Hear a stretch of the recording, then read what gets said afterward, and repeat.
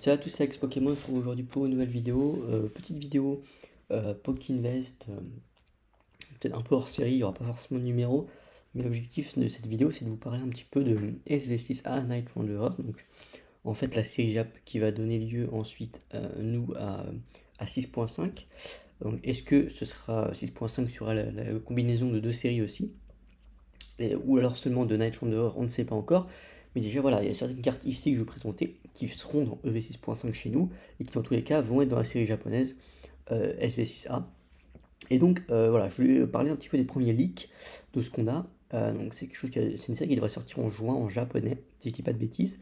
Euh, et en août, je crois, chez nous. Alors, déjà, je sais pas si vous avez vu sur les comptes officiels de Pokémon, donc qui a leak en fait deux cartes qui seraient des promos de coffret donc pour 6.5. Vous avez un Iproa qui est magnifique, et la deuxième, si je dis pas de bêtises, bah, c'est un Amphinobi aussi. Si je dis pas de bêtises, je vais regarder ça. Mais je crois que c'est un Amphinobi. Si vous regardez sur le compte officiel de Pokémon sur le Instagram, la carte a été leak depuis plusieurs jours maintenant.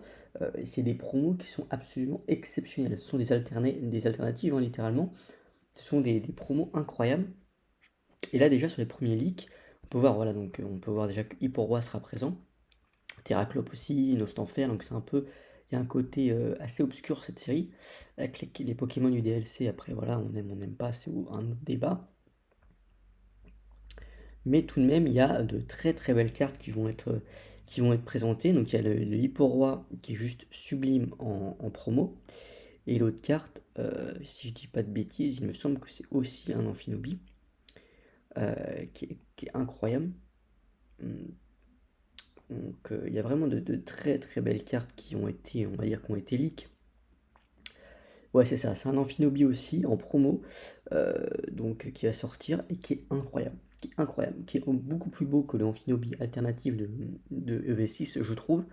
Et le Hyporoi qui est incroyable aussi. Je vous invite à aller voir sur l'Instagram de Pokémon officiel. Vous avez tout ça, vous avez les deux cartes qui vont être montrées. Donc c'est deux promos de coffret.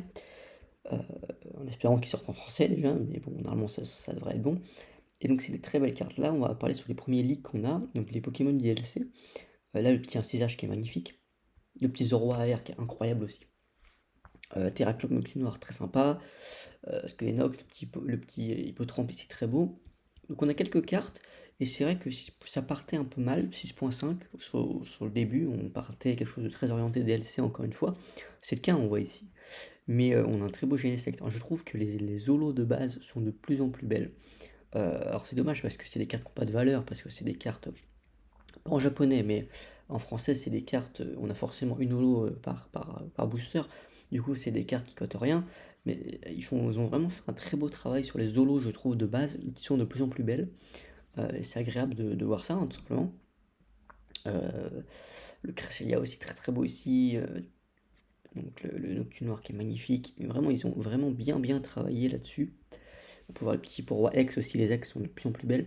Donc, je trouve que pour rebondir, par exemple, EV6, j'avais fait une vidéo pour dire que ce serait potentiellement un flop. Peut-être, mais je pense que tous les gens qui vont ouvrir du EV6, vous allez changer d'avis. Moi, le premier, j'en ai ouvert. Déjà, le taux de drop est très bon. Voilà, est-ce moi qui a été très chanceux, je vais en ouvrir pour me refaire une idée. Est-ce moi qui a été très chanceux, ou alors c'est vraiment la série qui drop vraiment bien?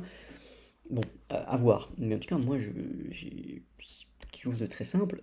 J'ai ouvert du EV6. La chose que j'avais envie de faire juste après, c'était d'en rouvrir. Et ça, à partir de là, je pense qu'on est quand même, quand on a cette chose-là qui se produit, ça veut quand même tout dire. C'est-à-dire on est en face d'une belle série, d'une série qui donne envie d'ouvrir. Force temporelle, il y a de très belles cartes, il y a des cartes qui coûtent sans doute beaucoup plus cher que EV6, mais le souci, c'est que Force temporelle a un taux de drop très compliqué, donc ça donnait pas forcément envie d'en ouvrir beaucoup en tout cas. Là, Mascarade crépusculaire, peut-être qu'il y a moins de cartes exceptionnelles, peut-être, mais il y a plus de cartes qui tombent et ça donne envie d'en ouvrir. C'est plutôt plaisant, parce que avoir une série comme ça où ça drop plutôt bien, on a eu Destiné de Paldea qui dropait très bien, je suis d'accord. Sauf que Destiné de Paldea, le souci, c'est que c'est toujours les mêmes hits qui tombent. Donc forcément, bah, ça plaît pas, hein. On s'en fiche un petit peu des Menzi, des Super Dauphins, des Tropicoair. C'est pas ce qu'on recherche. Et donc, bah, là, sur EV6, on a un autre pari. C'est-à-dire on a un drop qui semble beaucoup plus simple que sur EV4 et EV5. Avec des cartes peut-être un peu moins bien. en tout cas avec des gros hits. Les gros hits sont inférieurs aux gros hits de VKT EV5 sans doute, mais globalement, on a quand même une très belle série. Voilà, si vous êtes pas fan de EV6, moi je vous recommande d'en ouvrir un tout petit peu, juste ouvrez, et vous verrez, et vous ferez votre propre avis, parce que si on se base seulement sur les cartes comme ça, sans en ouvrir, c'est différent. Vraiment avoir les cartes en main, ou avoir les boosters en main, en ouvrir, voir un petit peu ce qu'on n'a pas, c'est différent. Et ça forge notre opinion. Et une opinion différente, comme je vous l'ai dit, hein, je vous ai fait une vidéo pour dire que le V6 sera peut-être un flop. Si je refais la vidéo aujourd'hui après en avoir ouvert un peu, mon avis il a changé. Clairement, même la dernière vidéo, l'ouverture de l'ETB, on pas qu'une alternative, je vous invite à aller voir la vidéo si ce n'est pas encore fait. Euh, je ne veux pas dire que mon avis a changé parce que j'ai pas qu'une alternative, mais je trouve que c'est une série qui est très agréable à ouvrir quand même. Il y a des AR très sympathiques. Après les alternatives, moi déjà que je suis pas un très grand fan des alternatives dresseurs, alors qu'en plus les alternatives dresseurs sont un peu les seules cartes potables au niveau des alternatives, sans le Greninja et le Earthsacking. Mais sinon les Ogerpon alternatives, évidemment, c'est une catastrophe quand on dirait des full art basiques, et c'est pas du tout ce qu'on recherche. Et les Ogerpon sont pas très beaux, quoi. On va pas mentir. Mais sinon, il y a des airs très sympathiques. Alors, c'est pas des cartes qui vont coter énormément. Par exemple, le Galégon, le Pomartic, le Evoli. Alors, le Evoli est une des cartes qui cote le plus.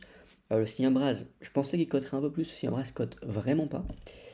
Étonnamment, je pense vraiment que ce serait un gros hit de la série, un peu comme le Evoli. Alors, c'est seulement le Evoli qui semble vraiment avoir une grosse popularité chez les AR de la série, sur EV6. Et après, les alternatives, c'est un peu plus compliqué, mais sinon, Greninja reste la carte la plus. Amphinobi, pardon, reste la carte la plus haute en termes de cote, ce qui est plutôt logique. Et sinon, pour 6.5, du coup, pour revenir à 6.5, bah écoutez, sur les premiers leaks qu'on voit, les Zoroark qui est magnifique, bah écoutez, je pense que ça va être une plutôt bonne série. Maintenant, à voir, le problème, c'est que si on a le taux de drop de 151, ça va être compliqué, clairement. Mais si on a un taux de drop qui est potable, bah écoutez, je pense qu'on aura une bonne série que les gens vont apprécier à ouvrir, mais tout dépend encore une fois.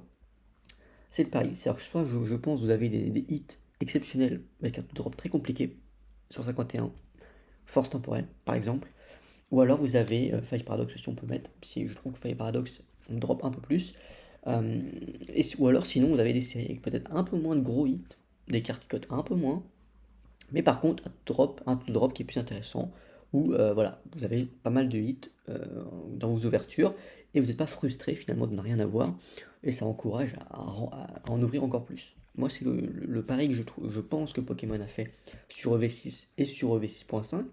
J'espère qu'ils vont faire ça sur EV6.5, parce que pour l'instant, bah écoutez, il y a quand même des cartes sympas, et je pense que c'est une série qui peut plaire, qui peut clairement plaire, même si on attendra de voir ce qui va se passer. Voilà, c'est tout pour cette courte vidéo pour parler des quelques leaks de V6.5 qu'on a pour l'instant à disposition. N'hésitez pas à me dire vous ce que vous pensez de cette série. N'hésitez pas à me dire aussi ce que vous pensez de EV6 après quelques jours depuis la sortie. Moi je l'ai dit, j'ai fait une petite mise à jour sur mon avis comparé par rapport à EV6. Je pense que c'est plutôt une bonne série, en tout cas une série qui est agréable à ouvrir, ce qui n'est pas pareil. Mais c'est une série qui est agréable à ouvrir. Voilà, c'est plutôt le terme que je vais utiliser. EV6, c'est une série agréable à ouvrir. N'hésitez pas à me dire vous ce que vous en pensez. En tout cas, voilà, c'était Alex Pokémon. Je vous remercie d'avoir regardé cette vidéo. Vous avez 15 € offerts sur Whatnot, je vous le rappelle. C'est le premier lien en description. Vous avez 15 € sur votre première commande. C'est toujours ça de prix. C'est le premier lien. Ciao les amis.